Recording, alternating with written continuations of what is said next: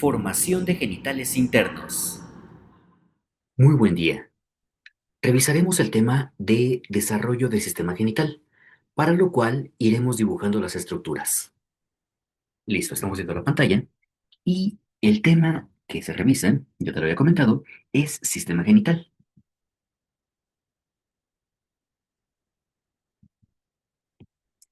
El sistema genital, para poderlo comprender, iremos viendo su desarrollo, de tal forma que este se va a desarrollar del mesodermo intermedio,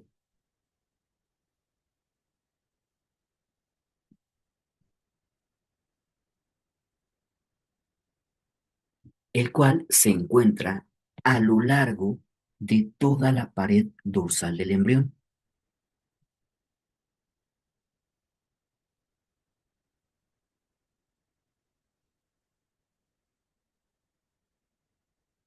Ahora bien, al momento en que el embrión fue realizando su plegamiento lateral,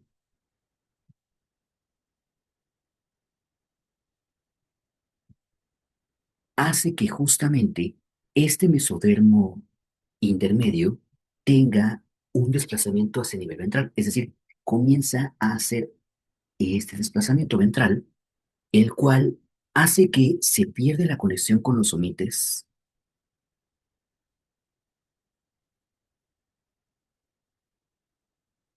Y como lo estás observando aquí, ve cómo se va formando este reborde o cresta urogenital.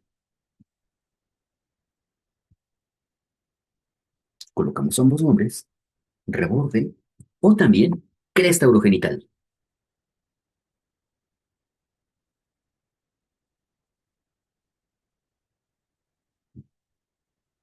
Ahora bien, al hacer un corte de tipo transversal y observar su morfología, vamos a ver cómo se van a formar dos cordones. De tal forma que en este corte que estoy realizando, aquí ya tenemos al hebreo plegado, lo que se encuentre hacia acá va a ser dorsal, lo que se encuentre hacia acá va a ser lateral y lo que se encuentre hacia acá va a ser ventral. Obviamente del otro lado también sería lateral, de tal forma que vamos a ir viendo cómo tenemos aquí un punto de referencia, tubo neural, los somites que te comenté hace rato cómo habían perdido conexión y justamente viendo esta gran cavidad que corresponde al celoma intraembrionario, otro punto de referencia, intestino primitivo, el cual se ha estado desarrollando, vamos a revisar cómo aquí tenemos dos cordones o dos rebordes. Son bilaterales, los coloco de uno y del otro lado. Por lo tanto, en conjunto a esto lo vamos a conocer como el reborde o cresta urogenital, reborde o cresta urogenital, el cual, repito, es bilateral. De un lado coloco el nombre completo y del otro lado voy colocando las divisiones. Por lo tanto, aquí estamos encontrando a nivel medial el reborde genital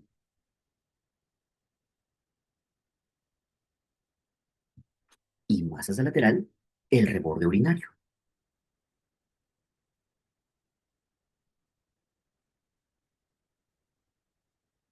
Ahora bien, el que en este momento nos compete es el reborde genital. Ahora bien, tenemos algo muy importante que comentar, ya que se está comentando la determinación del sexo del paciente. Por lo tanto, los tres tópicos a comentar para poder continuar con la sesión. Número uno, la determinación genética del sexo.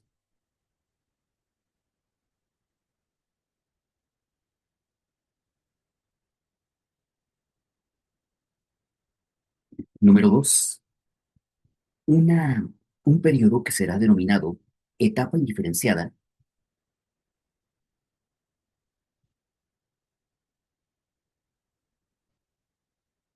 y número 3, la diferenciación fenotípica del sexo.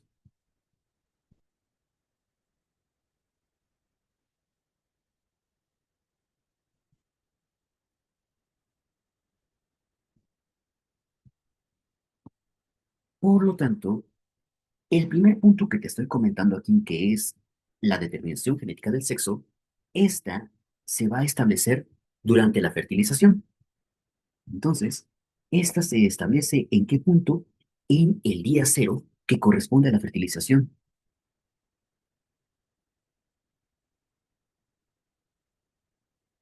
Es decir, se van a unir los gametos y entonces, dependiendo de la información que tenga nuestro gameto, va a ser su determinación genética. Es decir, que dependiendo del espermatozoide, ya sea Y o X, encontraremos 46XY o 46XX. Importante a comentar. Esto es lo que determina el sexo. Por lo tanto, algo importante, el cual colocaremos aquí una pequeña nota, bueno, no tan pequeña, entonces vamos colocando esta parte, porque justamente en ausencia del cromosoma Y,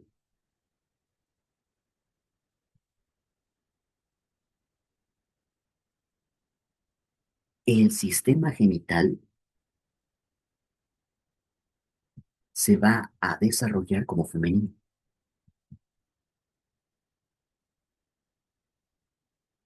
¿Y por qué acontece esto? Porque justamente agregamos otra nota, más pequeña para que esto pueda ser leído, y entonces sucede lo siguiente, porque justamente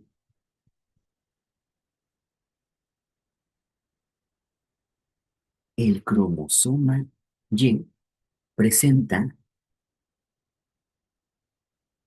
el gen SRY, el cual se encuentra en el brazo corto.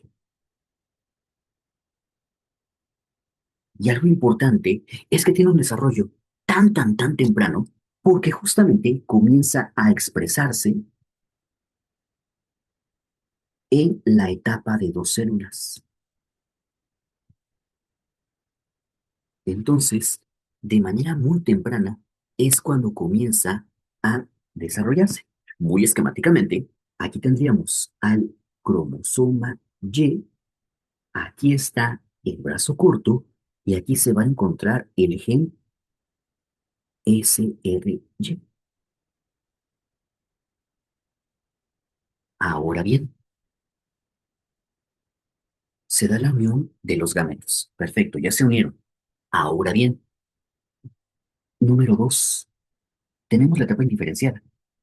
Por lo tanto, número 2, tenemos esto que es la etapa indiferenciada, porque justamente ambos sexos presentan características muy similares hasta la séptima semana.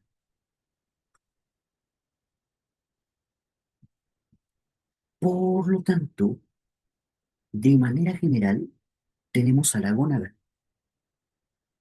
La gónada es el término genérico para referirnos a genitales masculinos o genitales femeninos. Por lo tanto, tenemos a esta gónada, la cual tiene un origen a través de tres estirpes celulares, las cuales son las siguientes. Número uno, células germinales primordiales.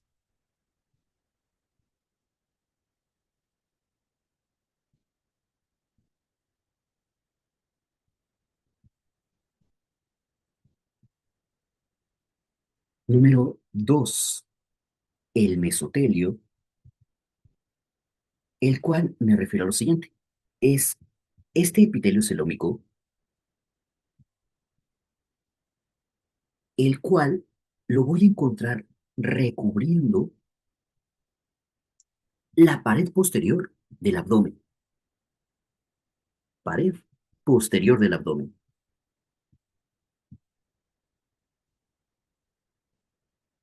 Y el tercer linaje que vamos a encontrar aquí es el mesénquima subyacente,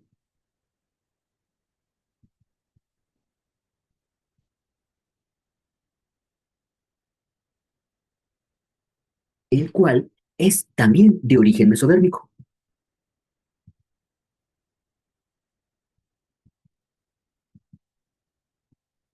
Ahora bien, vamos con esta etapa indiferenciada en la cual iremos viendo esta formación. Por lo tanto, seguimos con el número 2, que es la etapa indiferenciada, en el cual encontramos el siguiente esquema. Aquí está nuestro embrión. Acá encontramos a la cavidad amniótica y en esta parte estamos encontrando al saco vitelino. Le colocamos nombre para que tengamos un mejor entendimiento del tema. Por lo tanto, aquí está el embrión de color rosa. Aquí encontramos a la cavidad amniótica.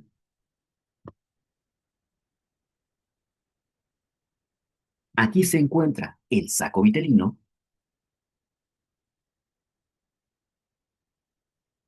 Y ahora bien, otro par de zonas que debo colocar aquí. Voy a colocar en esta parte al pedículo de fijación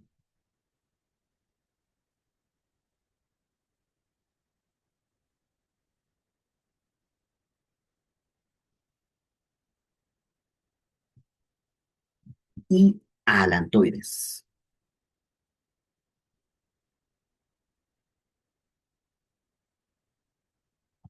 Retomamos y recapitulamos. Embrión, cavidad amniótica, saco vitelino, pedículo de fijación y alantoides. Por lo tanto, habiéndonos ubicado en espacio, vamos ahora con tiempo. Y el tiempo es inicios de la cuarta semana.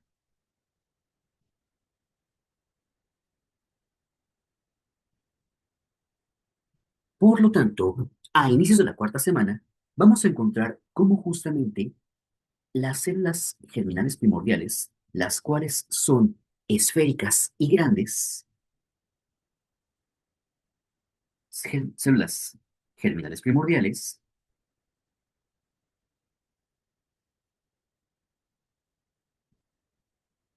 las cuales son esféricas y muy grandes, se van a localizar justamente entre las células endodérmicas del saco vitelino.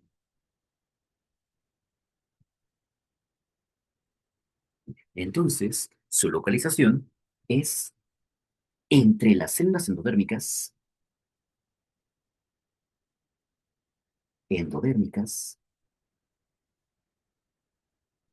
del saco vitelino, que como punto de referencia, quiero que veas cómo están bastante cercanas a alantoides. Ahora bien, ¿qué tiene que suceder con ellas? Ujú.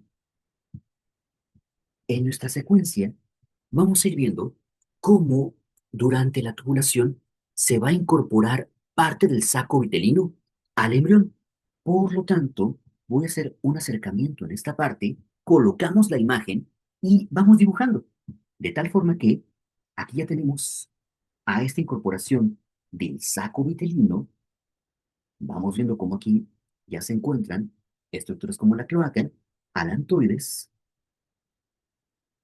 y entonces estas células germinales que venían del endodermo del saco vitelino comienzan a migrar. Por lo tanto, van comenzando a migrar. Migran y justamente van a tomar como punto de referencia el mesenterio dorsal del intestino caudal.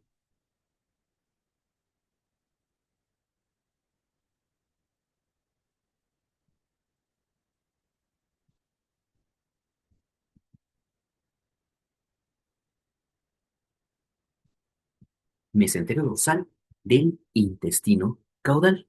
Y justamente se van a dirigir hacia las crestas o rebordes gonadales. Aquí tenemos reborde gonadal, aquí reborde urinario, y justamente van a comenzar a tomar esta ruta para que su destino sea el reborde o cresta gonadal. Como punto de referencia, aquí se encuentra mesonefros.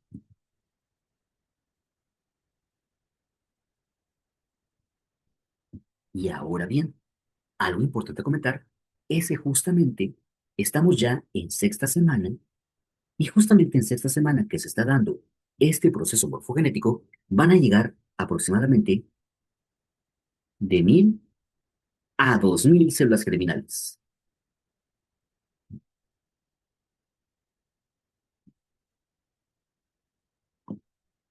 Ahora bien, estas crestas gonadales que te había platicado comienzan a formarse en la cuarta semana. Por lo tanto, ahora vamos a ver esta formación. Vamos en orden. Primera parte, segunda parte. Hacemos un zoom a la parte del reborde o cresta gonadal o genital también. Por lo tanto, la formación de esta cresta o de este reborde, esa empezó desde la cuarta semana.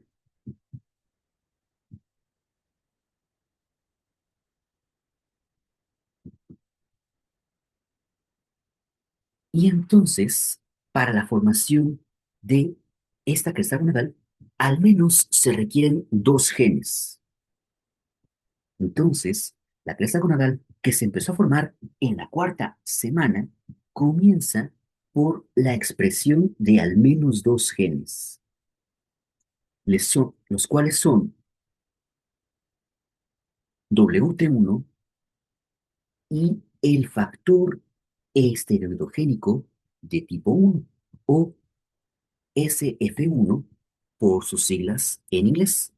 Ahora, ¿cómo está formada esta cresta gonadal? Porque recuerda, vamos a hacer un zoom de ver cómo se encuentra esta parte. Por lo tanto, cuando estamos viendo esta porción, mira, intestino primitivo, mesenterio dorsal, y aquí está la cresta gonadal. Es decir, estoy haciendo esta parte maximizada para poderlo explicar de una mejor manera. Por lo tanto, estamos viendo cómo estas células redondeadas, ¿recuerdas cómo eran? Grandes, redondas, aquí están. Ve cómo están migrando. Y entonces están migrando a esta cresta, la cual tiene dos porciones. Por fuera, la corteza. Y es que pasa esto. En morfología tenemos dos tipos de órganos, los cuales son parenquimatosos y los cuales son huecos. En este caso, la gónada, que ahorita estamos en etapa indiferenciada, es una víscera de tipo parenquimatosa. Por lo tanto, en la parte más externa voy a encontrar corteza y en la parte interna médula. Por lo tanto, aquí tengo corteza afuera, porque justamente cuando fue descrito inicialmente lo comparaban con cosas de la naturaleza, y en la parte más externa los árboles tienen una corteza. Ahora bien, hacia adentro tenemos a la médula y sucede lo siguiente, que esta es la cresta gonadal que tiene corteza y médula, que embriológicamente hablando, la corteza procede o fue derivada del epitelio celúmico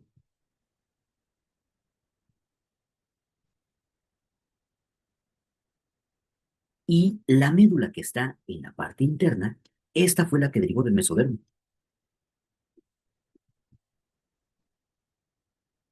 Entonces, estamos teniendo una corteza derivada del epitelio celómico y una médula derivada del mesodermo. Ahora bien, ¿qué pasa con esto? Que justamente una semana después, es decir, en quinta semana, este epitelio celómico va a formar unos cordones epiteliales.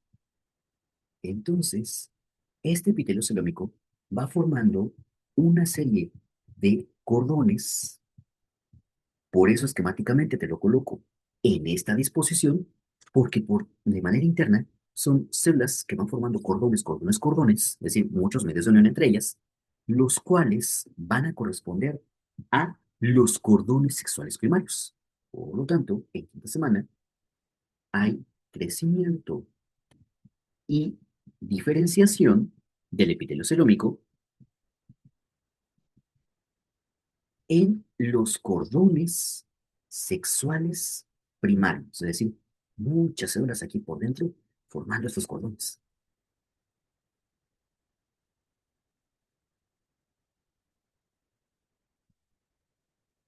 Cordones sexuales primarios. Ahora bien, tenemos ahora sí la diferenciación, porque recuerda que hasta séptima semana era la etapa indiferenciada. Por lo tanto, vamos con las grandes diferencias. Así que esto es meramente didáctico. Por lo tanto, vamos hacia los dos extremos. En paciente XX, vamos a ver cómo la parte de la corteza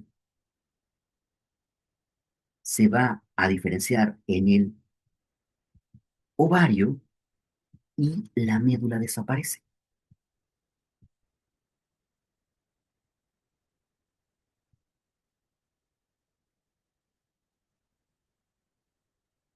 Mientras que en paciente genotípicamente hablando XY, estamos viendo aquí cómo ahora la corteza desaparece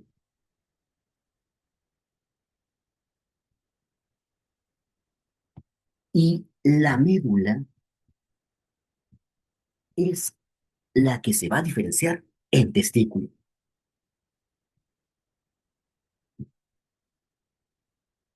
Ahora bien, como te lo estarás imaginando, recuerda esta parte que teníamos a este cromosoma Y.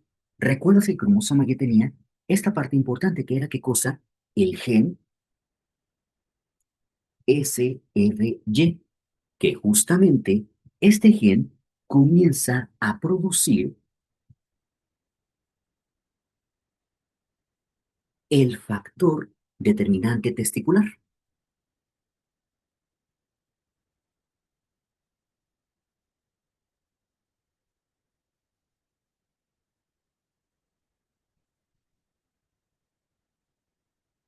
Y justamente se refiere a esto,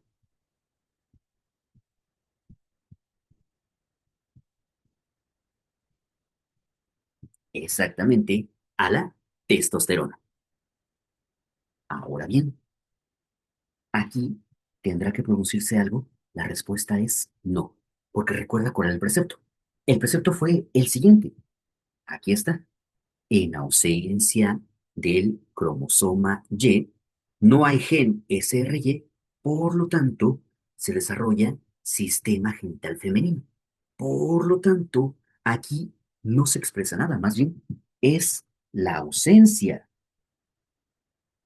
del gen SRY para que justamente se vaya desarrollando este fenotipo femenino.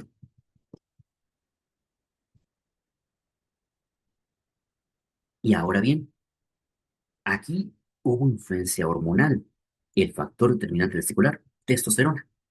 Aquí es que no hay hormona. Por lo tanto, si algo yo preguntaría en una evaluación, es lo siguiente. ¿Qué, qué determina esta diferenciación? Paciente XY, testosterona. Y en paciente XX no depende de influencia hormonal.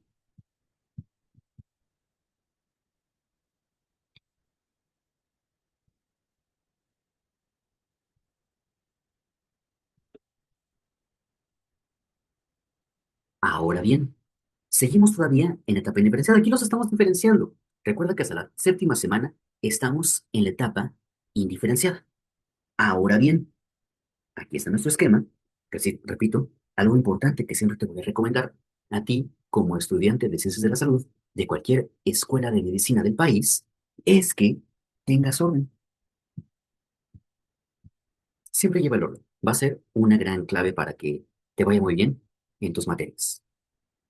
Entonces, como sigo con el número 2, que de acuerdo a tu apunte, el número 2 es la etapa indiferenciada, te voy a comentar algo interesante, que justamente el embrión comienza a desarrollar una serie de estructuras. Aquí está el embrión, ujú, ya está comenzando a formar diversas estructuras, cordón umbilical como punto de referencia, región ventral, región dorsal, región cefálica, región caudal.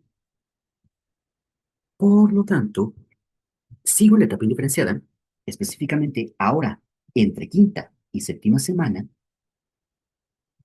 y vamos a encontrar dos series de conductos.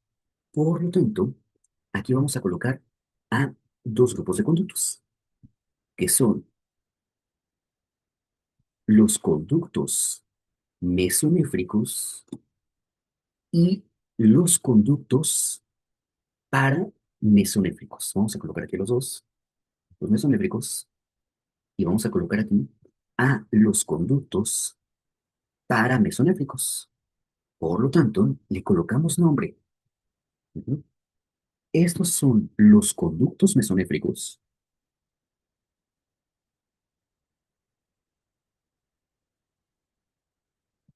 y estos son los conductos paramesonéfricos.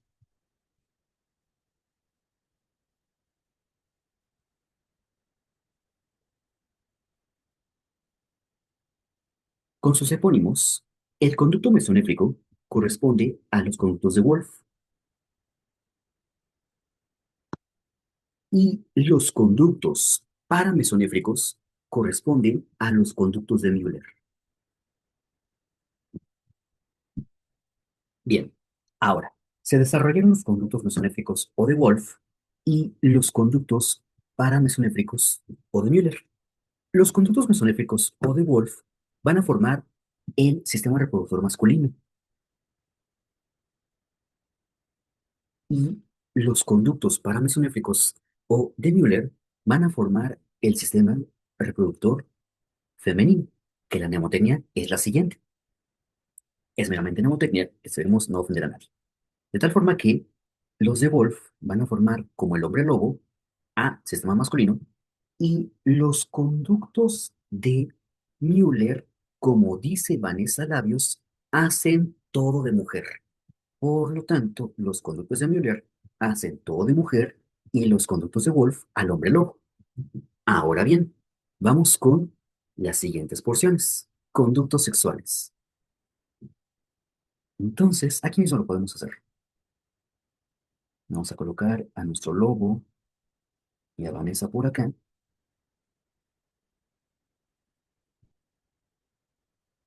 Y entonces,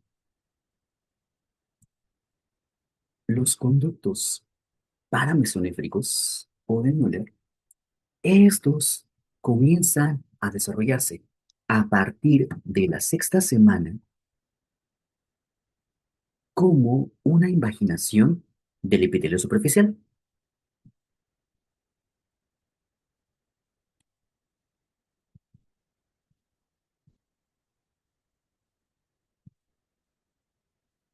A lo largo de toda la cresta mesonéfrica.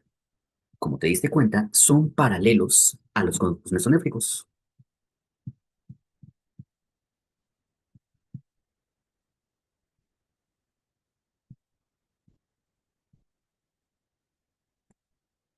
Ahora bien, en la región más caudal, para poderlo terminar de dibujar, quiero que veas cómo acá, en la zona más caudal, cruzan por delante de los conductos mesonéfricos, para que te los continúe, quiero que veas cómo, a nivel caudal, cruzan ventral o anteriormente de los conductos mesonéfricos, ve cómo están cruzando aquí, y van a hacer la fusión. Por lo tanto, se van a cruzar, hacen la fusión y entonces van a conformar el primordio útero-vaginal.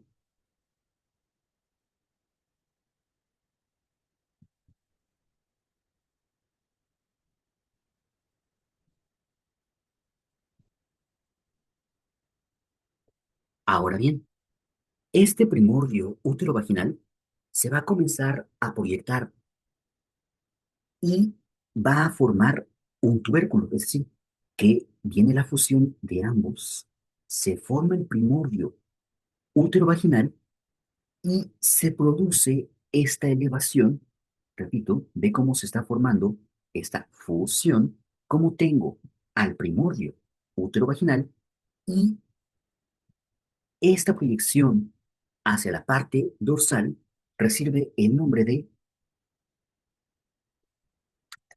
tubérculo sinusal o por el epónimo tubérculo de Müller, porque recuerda todo de mujer. Ahora bien,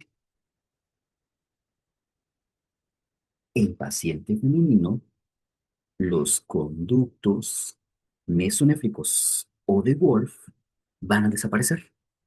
Entonces, aquí en todo de mujer, vamos a ver cómo desaparecen casi por completo.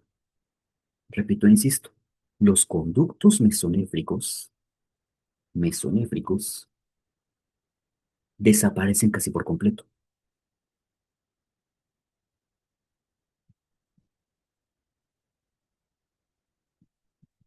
Pero aquí en paciente masculino, recuerdan, el hombre lobo, lo que va a hacer es que va a formar parte de la vía seminal.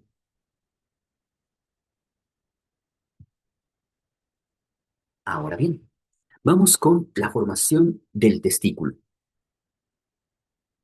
Ya estamos diferenciándolo.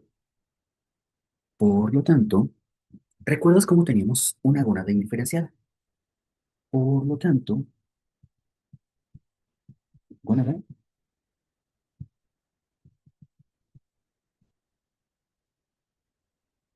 indiferenciada, en la cual yo te había hecho un esquema así, corteza y médula, ¿recuerdas?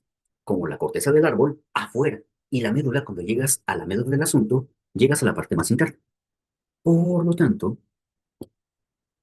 esto que corresponde a la corteza, que visto de cerca encontrábamos a los cordones sexuales primarios,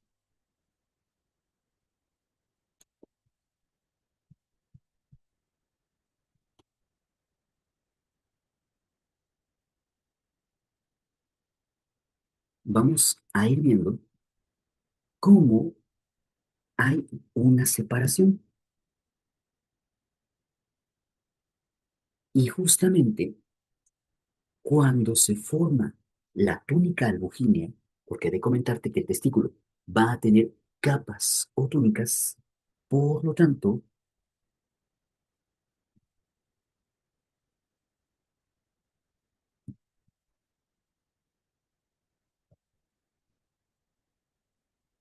cuando se forma la túnica albuginea, pasa lo siguiente, se va formando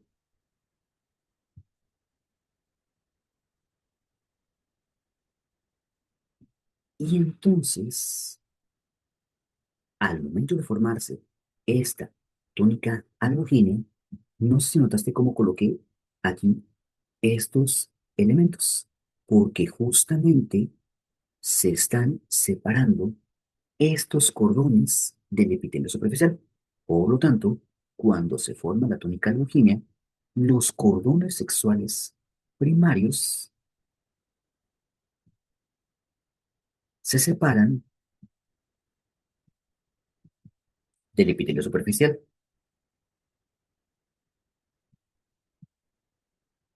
Por lo tanto, tenemos aquí al epitelio superficial, tenemos a la túnica albuginea, que con fines didácticos las estoy colocando de este color. En la vida real, túnica albuginea se refiere a los colores blancos. Entonces, ¿qué sucede aquí? Que justamente los cordones van comenzando a tomar esa disposición.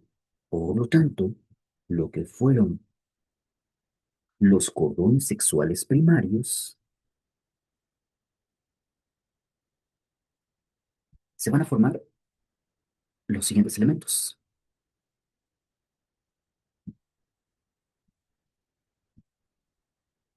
Cordones seminíferos, túbulos rectos, porque justamente se van conectando, se van conectando, se van conectando de manera recta. Cordones seminíferos, podemos colocar incluso con colores. Cordones seminíferos,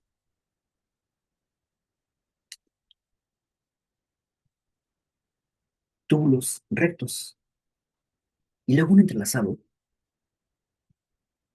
que tú me dirás, parece una red. Y sí, efectivamente, se trata de una red que corresponde a la red testicular o red de testis con su nombre en latín. Ahora bien, ¿qué va a pasar con esto? Ahora bien, la red testicular se va a conectar justamente con los túbulos mesonéfricos. ¿Lo recuerdas? Por lo tanto, ¿qué va a pasar aquí? Que voy a tener aquí esta conexión, los cuales voy a conectar con los túbulos mesonéfricos,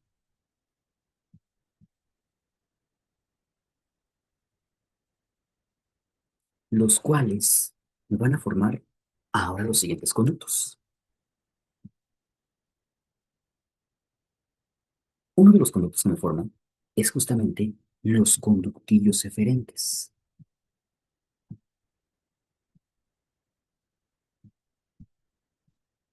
Conductillos o conductos, también puede ser conducto.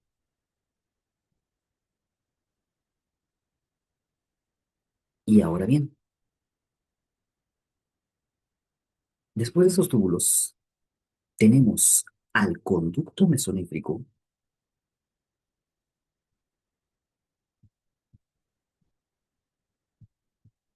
el cual, este conducto mesonéfrico va a conformar a esto que corresponde al epidídimo. Por lo tanto, el conducto mesonéfrico va a diferenciarse en epidídimo.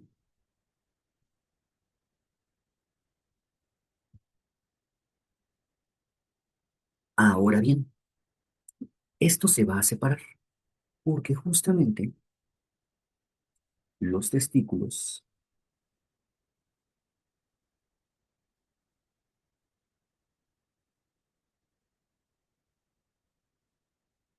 se separan de mesonéfros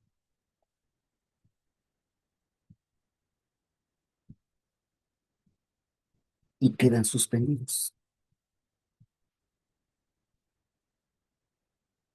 Te comento lo siguiente. Aquí coloco ahora el testículo, no coloco las distintas capas que te he comentado, los distintos sistemas de túbulos que contienen. Es que pasa lo siguiente, que como justamente estamos a nivel abdominal, vamos a encontrar cómo aquí hay peritoneo, el cual posee vasos sanguíneos, y entonces un peritoneo con vasos es un meso. Por lo tanto, al separarse de mesonefros, el cual voy a colocar aquí de color gris, quedan separados y quedan suspendidos por este peritoneo con vasos, el cual es denominado mesorquio.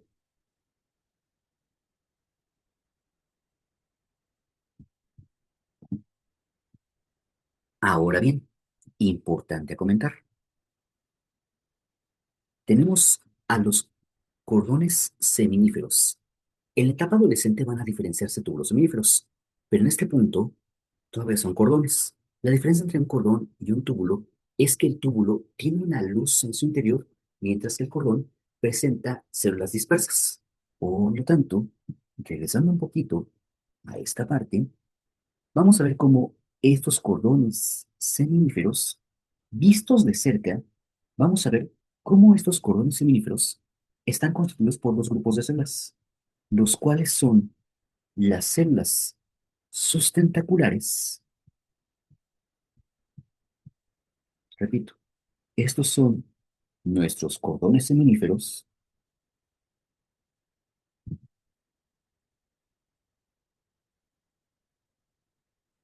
los cuales tienen dos grupos celulares. El primer grupo corresponde a las células sustentaculares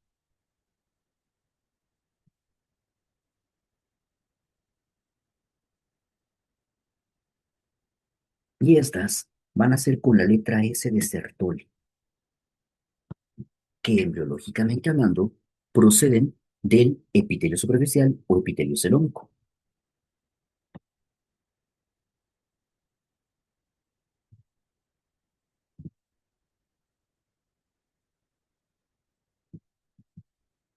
Y por otro lado, tenemos a este otro grupo de células, las cuales probablemente las recuerdes.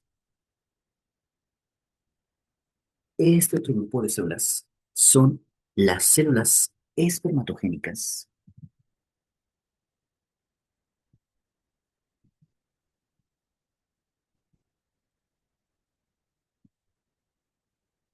las cuales es- fueron originadas ¿de quién crees? De las células germinales primordiales, que fueron las que tuvieron que migrar. Por lo tanto, estas se originaron de las células germinales primordiales.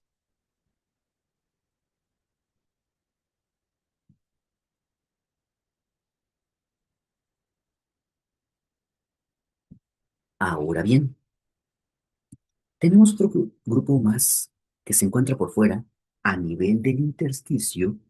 Tenemos a este grupo muy importante, que son las células intersticiales,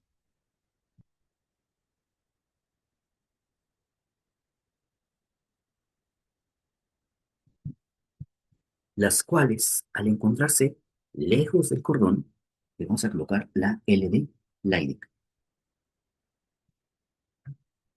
Y estas células intersticiales están por fuera del colon seminífero. Ve cómo aquí está tu colon seminífero. Y las estoy colocando aquí en el intersticio. Y ahora bien, la gran importancia de estas células es que van a comenzar en la octava semana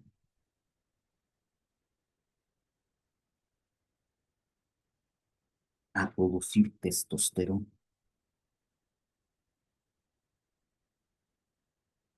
Recuerda la gran importancia que tiene para la diferenciación. Ahora bien, esa testosterona tiene influencia desde el nivel del sistema nervioso. Por lo tanto, por lo tanto, esta tiene estímulos tanto del sistema nervioso y también tiene otro estímulo por parte de la hormona gonadotrofina colónica humana,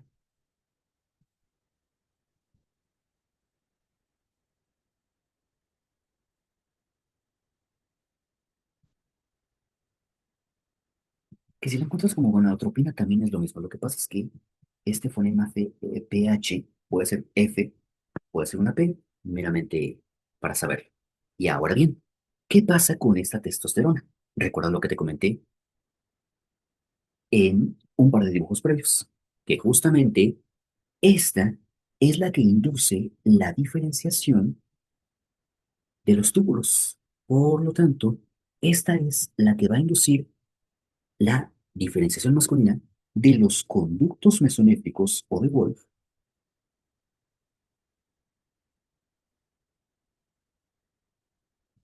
y también de los genitales externos.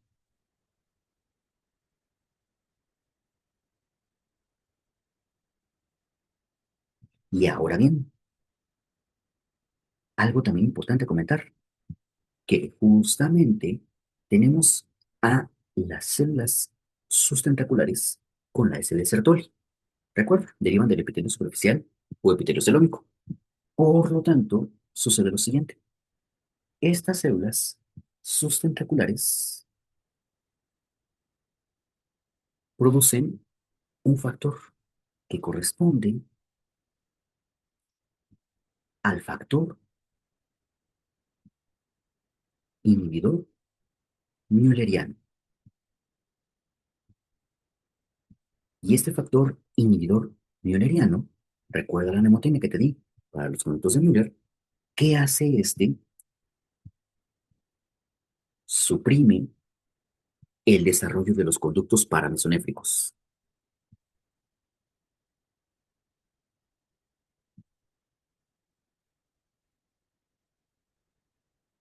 Es decir, los conductos de Müller.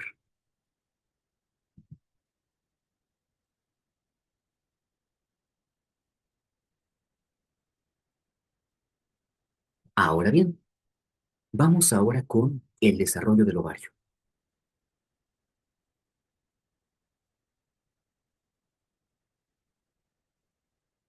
Entonces, ahora nos vamos con el desarrollo del ovario. Por lo tanto, tenemos el mismo esquema. Tenemos a la gónada indiferenciada.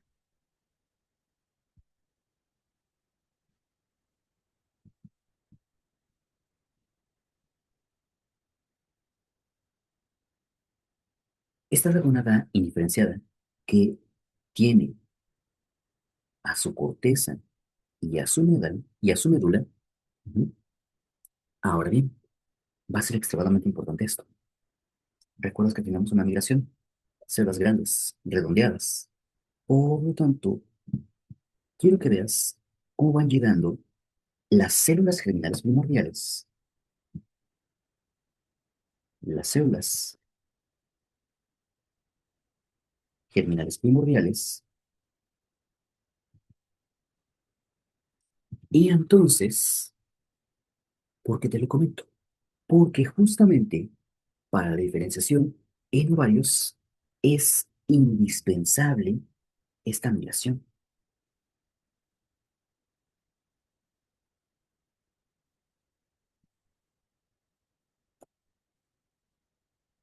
Ahora bien, justamente en esta porción entre corteza y médula,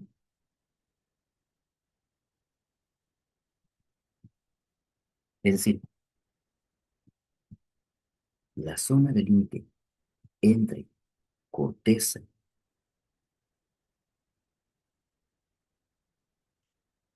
y médula, en este punto de unión córtico-medular, córtico-medular, se va a formar la túnica albugín, túnica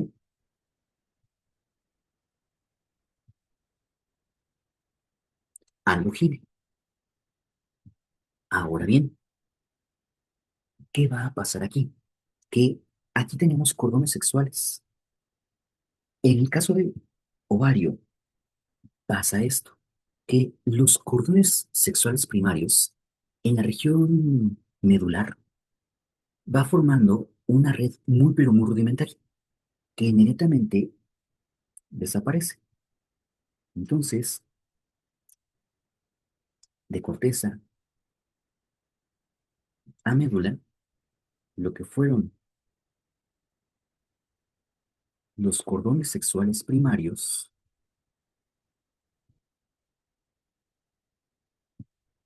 se forma una red ovárica muy rudimentaria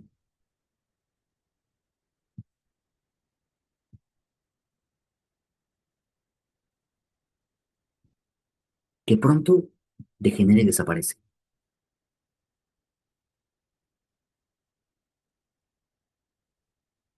Ahora bien, va a pasar lo siguiente. Novena semana.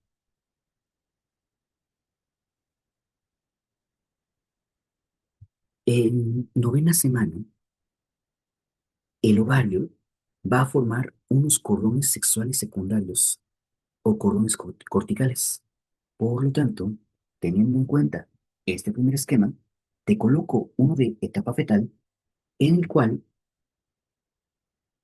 obviamente llevó crecimiento, llevó diferenciación, y quiero que veas cómo se van formando unos cordones sexuales secundarios o, como lo saqué de la corteza, cordones corticales.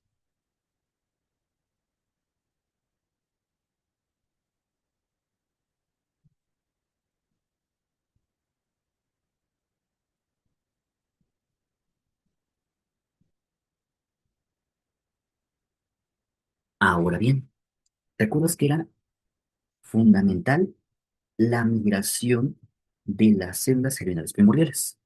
Justamente, estas células germinales primordiales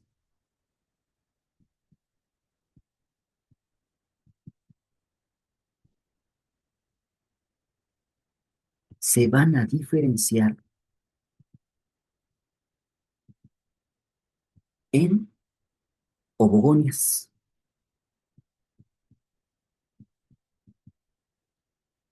Y estas ovogonias comienzan a dividirse por mitosis, es decir, comienza a haber una proliferación, de tal forma que comienzan a proliferar y justamente al llegar al cuarto mes, comienzan, pero no terminan su meiosis uno, es decir, su primera división meiótica. Recuerdo lo que dije, la comienzan, pero no la terminan.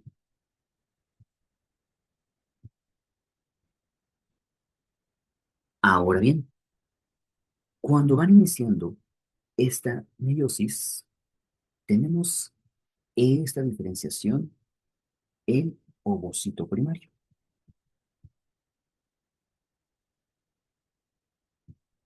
¿Y qué sucede aquí? Que justamente este ovocito primario que empieza pero no termina su meiosis uno comienza a ser rodeada por células foliculares. Por lo tanto, aquí estamos viendo cómo comienza a ser rodeada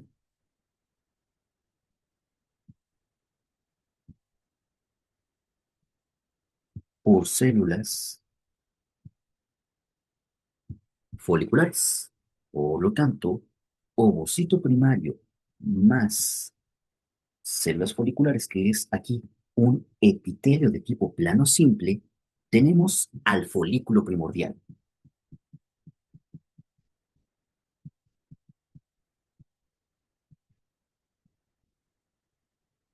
ahora bien, esto queda detenido en meiosis uno. La meiosis uno tiene profase uno y la profase uno va a tener distintas etapas. Te lo comento porque justamente va a quedar detenida en diploteno,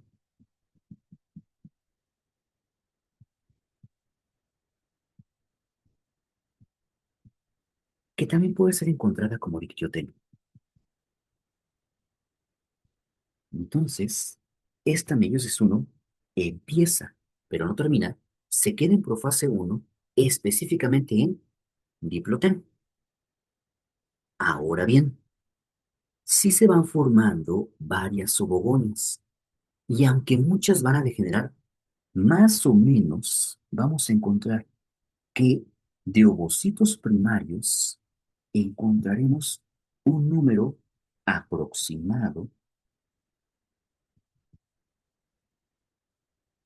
de 2 millones. Ahora bien, lo mismo que pasó previamente. A medida de que este ovario va creciendo y se va desarrollando, también va a tener justamente su desarrollo peritoneal. Que cabe mencionar algo. Algo muy importante es de que el ovario es la única víscera realmente intraperitoneal.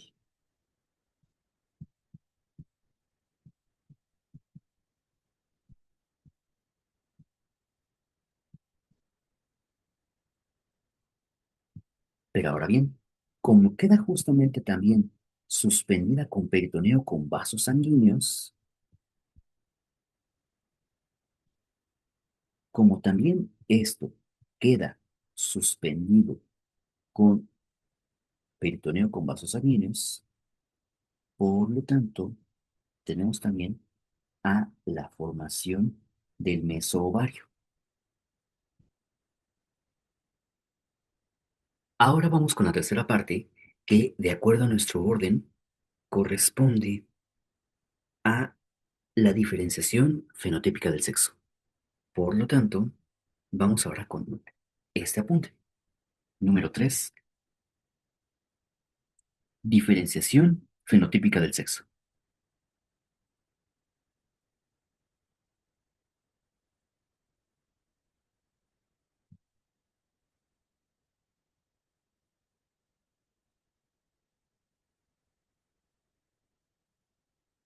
Para lo cual dependemos de la producción tanto de testosterona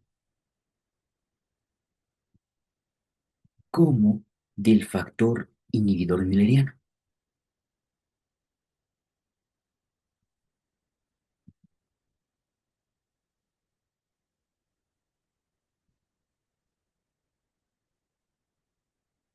Entonces, testosterona producida por las células intersticiales, que como están lejos son L de Leydig,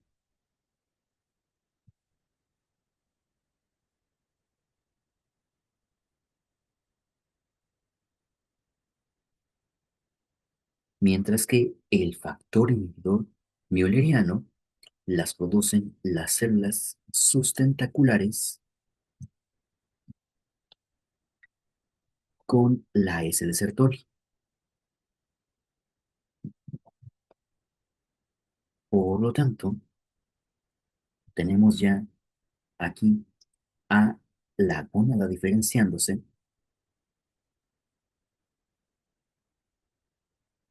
y entonces tenemos a dos conductos.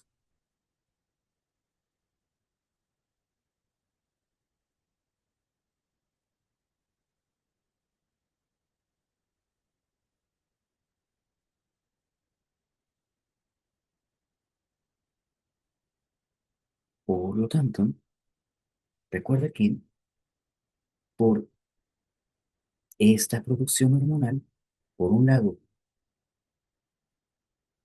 los conductos mesonéfricos están en desarrollo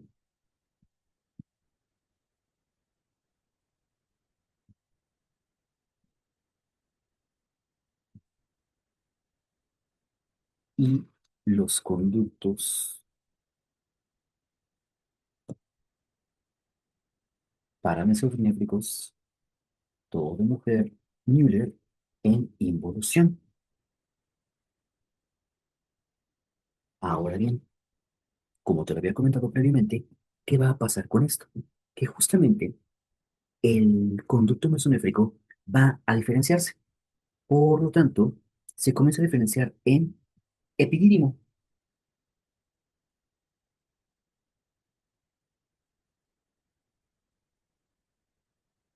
Se diferencia en conducto deferente,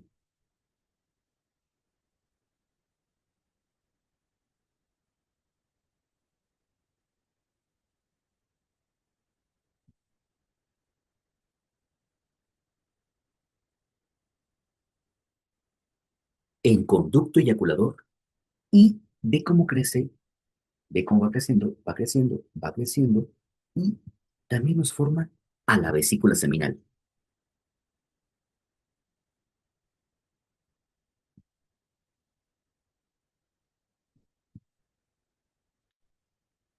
Ahora bien,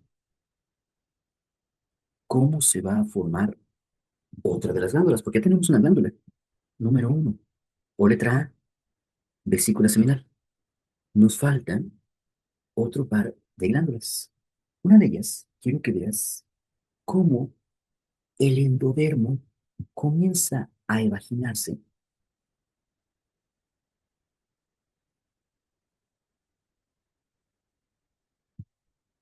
y entonces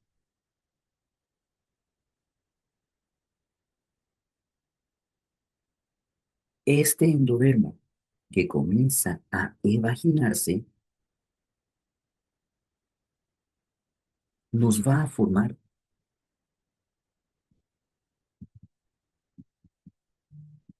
a la próstata. Y ahora bien, histológicamente hablando, va pasando que se va diferenciando en epitelio de tipo glandular, que ahora bien, aquí voy a encontrar cómo comienza a rodearse por mesénquima,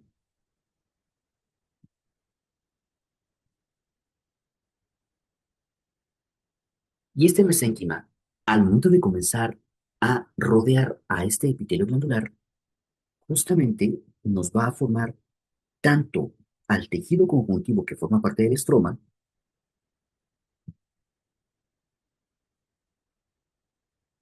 como al músculo liso.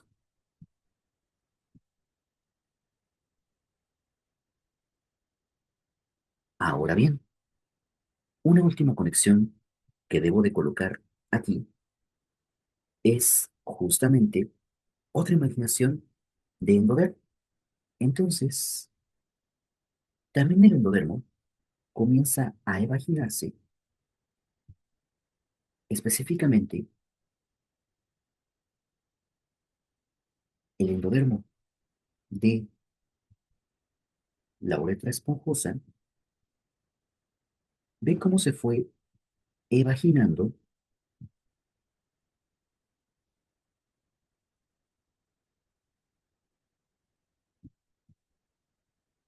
y nos ha formado a las glándulas bulbouretrales.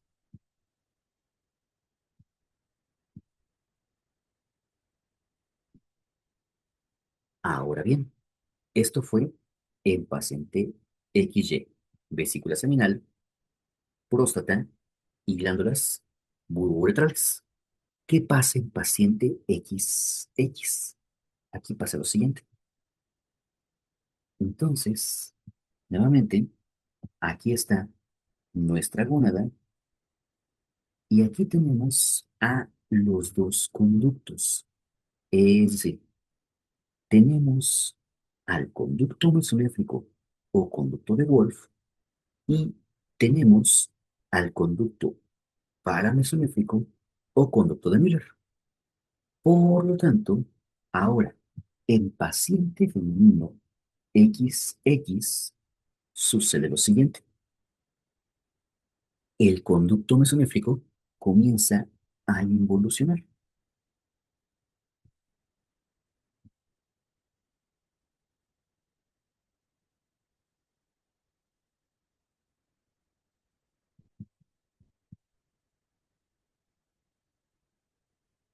Y ahora bien, como aquí no hay factor inhibidor mülleriano, el conducto paramesonéfrico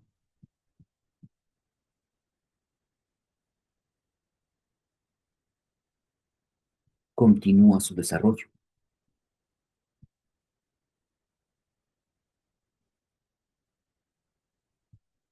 porque no hay factor inhibidor mülleriano que lo inhiba. Ahora bien, ¿qué sucede aquí? Que justamente tenemos que esto es bilateral, de tal forma que si tú le ves una estructura a esto, quiero que veas cómo la porción superior del conducto paramesonéfrico está formando a las tubas uterinas. Entonces,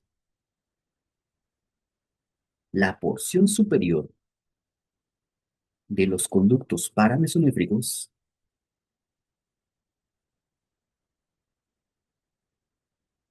forman a la tuba uterina, que ahora bien van a tener esta abertura, la cual persiste como las fiebres. Por lo tanto, esta abertura que se dirige a la cavidad celómica, va a persistir conformando a las fimbrias. Ahora bien, en la porción inferior o más caudal,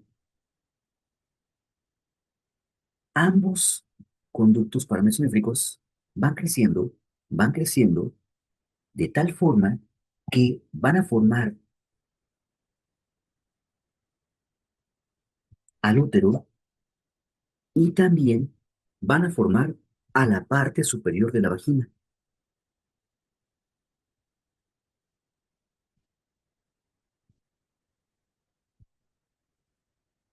Por lo tanto, estos son los extremos caudales, los cuales hacen la fusión conformándome al útero y a la parte superior de la vagina. Ahora bien, la histogénesis de esta zona corresponde a lo siguiente. El útero y la parte superior de la vagina son vísceras de tipo huecas. Todas las vísceras huecas tienen un epitelio en su parte interna, van a tener el músculo, por lo tanto, de adentro hacia afuera, tenemos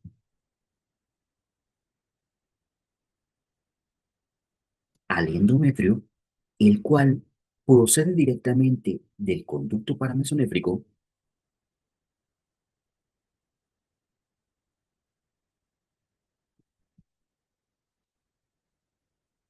Tenemos al miometrio, el cual procede del mesénquima esplácnico.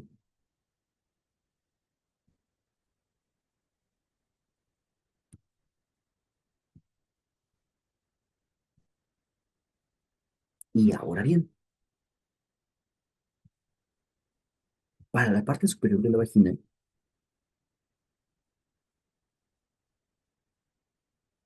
el epitelio, que es un epitelio de tipo plano o estratificado, ese deriva del endodermo del seno urogenital. Endodermo del seno urogenital. Mientras que su pared fibromuscular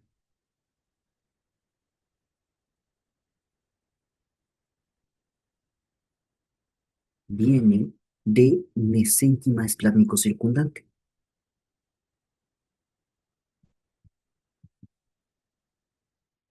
es decir, mesénquima esplácnico que se encuentra cerca de la zona. Aquí sí hay algo muy importante, el cual corresponde al descenso de la gónada, que en el caso de paciente XY sí va a pasar por una serie de etapas. Ya terminamos con diferenciación fenotípica y ahora vamos con un subtema especial, vamos a colocarle aquí un 3A, que corresponde al descenso testicular.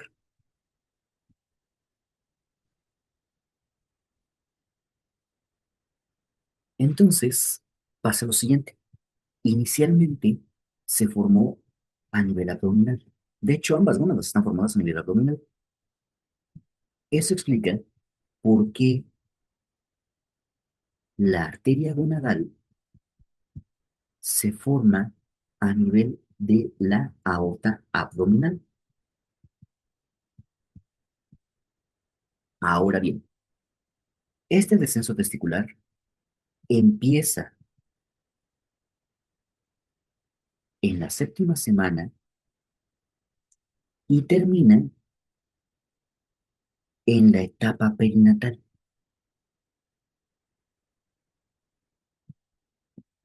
Ahora bien, vamos a colocar aquí el número 3, ya que corresponde a 3 etapas del descenso testicular. La primera etapa está en relación con el crecimiento testicular,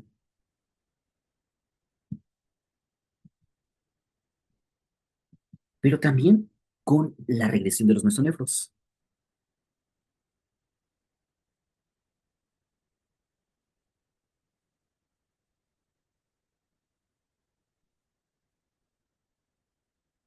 La segunda etapa corresponde al descenso transabdominal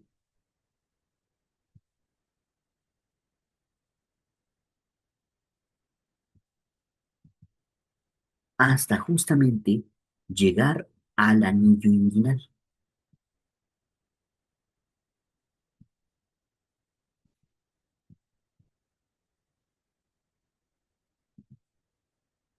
Y la tercera etapa corresponde al descenso transinguinal, es decir, el que va a llevar del anillo inguinal hacia la cavidad escrotal.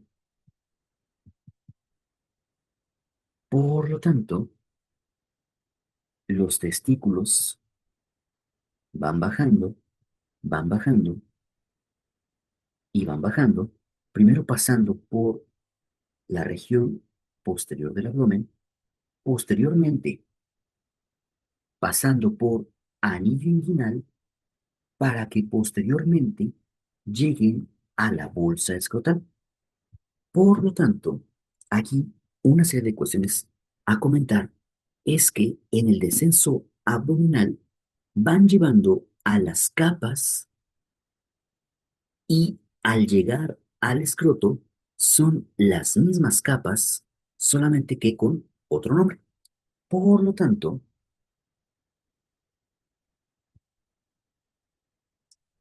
a nivel abdominal tenemos piel,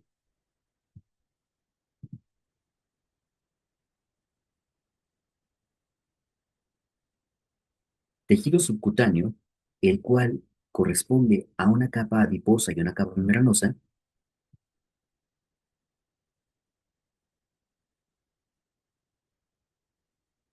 Tenemos al músculo oblicuo externo y su fascia.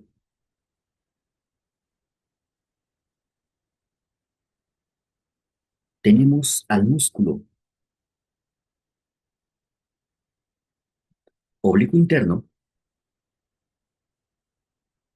Tenemos a la fascia de la escala superficial y profunda del músculo oblicuo interno.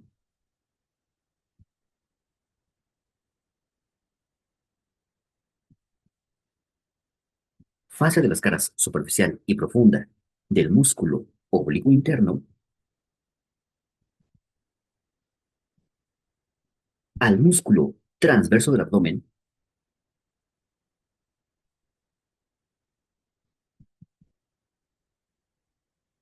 a la fascia transversalis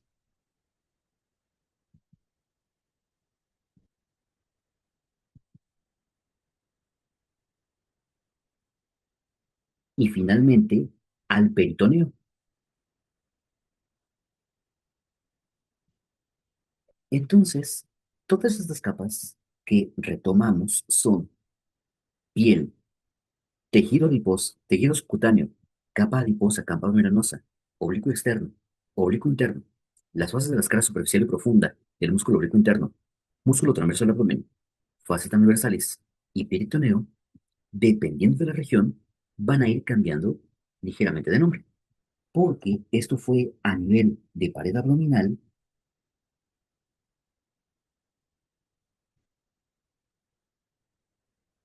Llegamos justamente a anillo inguinal, en el cual se comienza a formar el folículo o cordón espermático,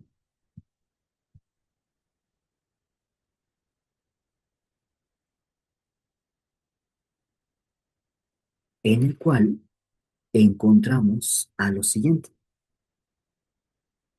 Lo que fue el tejido subcutáneo en sus capas adiposa y membranosa, a este nivel, el folículo o cordón espermático es denominada la túnica y el tabique escrotal. La túnica corresponde a la túnica o músculo dartos. Lo que fue oblicuo externo, aquí es la fascia espermática externa.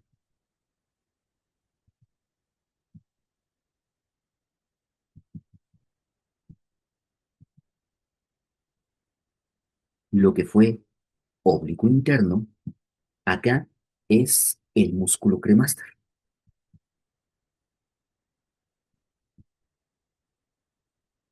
Lo que fue las fascias, aquí corresponde a la fascia cremastérica.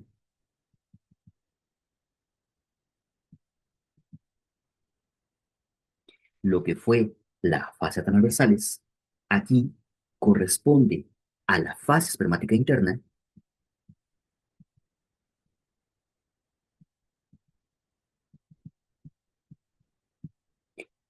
Y finalmente, lo que fue el peritoneo, a este nivel específico solamente van a quedar vestigios del proceso inguinal.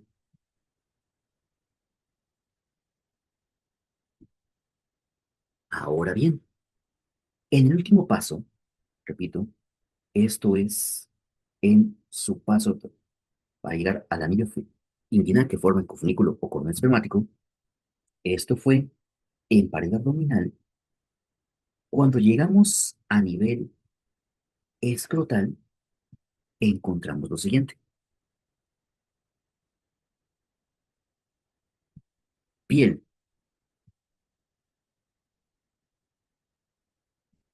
lo que fue el tejido subcutáneo, que aquí fue la túnica dartos y el tabique escrotal, a nivel del escroto, corresponde a la túnica dartos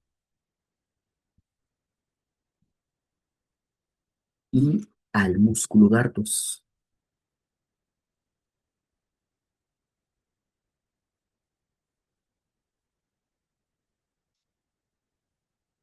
Lo que fue oblicuo externo, acá corresponde a la fase espermática externa.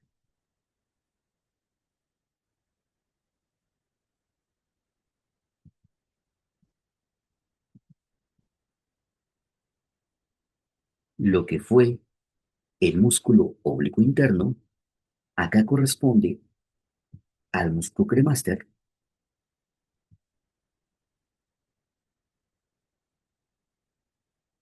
Lo que fue la fascia de las caras superficial y profunda del músculo oblicuo interno, acá corresponde a la fascia cremastérica.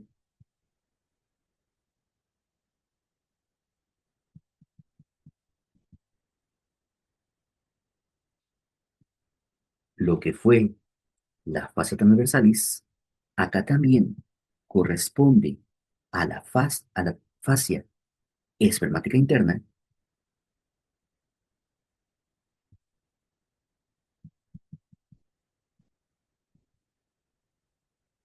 Y a este nivel del escroto sí persiste la capa de peritoneo que nos está conformando a la túnica vaginalis o túnica vaginal, la cual tiene una capa visceral, la cual cubre tanto a testículo como epidídimo,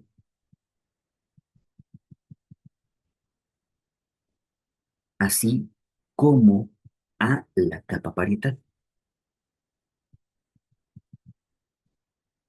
Ahora bien, esto es importante ya que justamente son las mismas capas y eso explica por qué cuando no involuciona bien el proceso vaginal a nivel del folículo o del cordón espermático, al no involucionar puede haber una potencial herniación de contenido abdominal hacia el folículo espermático o incluso hacia la bolsa escrotal. Ahora bien, ¿esto fue complejo? Sí, en paciente XY, porque en paciente XX Es más sencillo, porque justamente aquí sí hay un descenso, pero es un descenso a nivel abdominopélvico. Ujú. Y quien determina su posición definitiva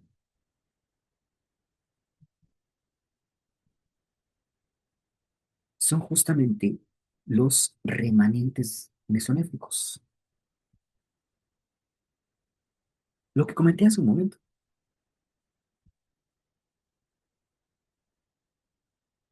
que específicamente son dos remanentes mesonéficos porque desaparecían casi en su totalidad.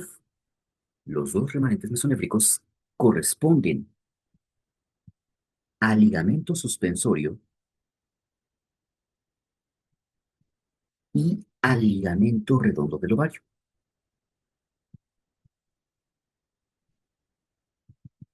Entonces, quien permite esta posición definitiva son los dos remanentes mesonéficos, que son ligamento suspensorio del ovario y ligamento redondo también del ovario.